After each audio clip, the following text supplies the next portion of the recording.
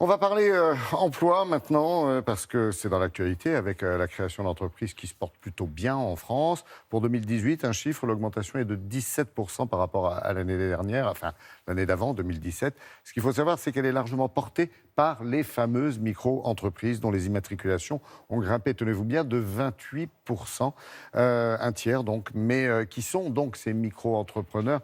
Quel est leur profil? C'est ce que nous allons voir maintenant avec Sophie Pignal.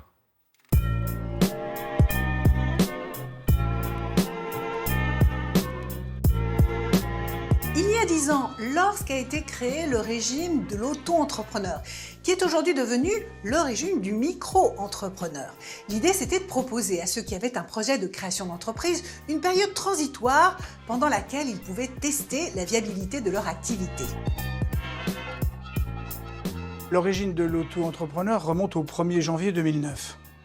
Et ce qui est étonnant, c'est que depuis cette date, 1200 Français s'y inscrivent tous les jours. Au départ, ce régime avait évidemment été fait pour permettre au plus grand nombre de créer facilement et surtout sans risque. C'est exactement ce qu'a choisi de faire Romain.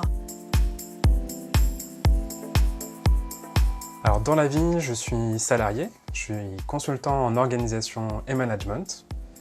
Et à temps partiel, je suis également entrepreneur. Voilà, j'ai lancé ma micro-entreprise il y a maintenant 2 ans. Et je fabrique des accessoires de mode, des nœuds papillons, des boutons de manchette, des serre-têtes, des bracelets pour femmes.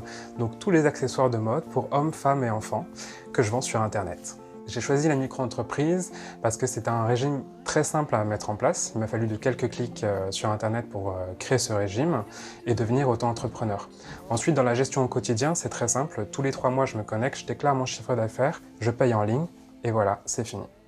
Là, cette année, je me suis passé en 4/5e pour pouvoir développer encore davantage la marque. Au bout d'1 an, voilà, je ferai le bilan de savoir si la marque permet de vivre pleinement de cette activité ou de la développer encore davantage. Ce régime, conçu pour être temporaire, devient aujourd'hui incontournable pour les travailleurs des plateformes qui se retrouvent de fait privés de la protection sociale dont bénéficient les salariés. L'auto-entrepreneur n'a aucune assurance lorsqu'il subit une perte d'activité, c'est-à-dire lorsqu'il a un accident de travail ou lorsqu'il est malade. Certes, il est soigné, mais il n'a plus de revenus.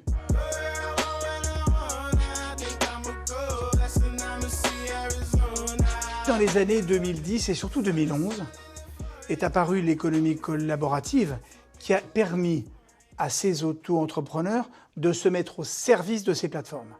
Il y a du bien, évidemment, parce que ça a permis de développer l'activité, mais parallèlement, depuis quelque temps, se posent d'autres questions qui sont relatives à la protection sociale de ces auto-entrepreneurs travaillant pour les plateformes.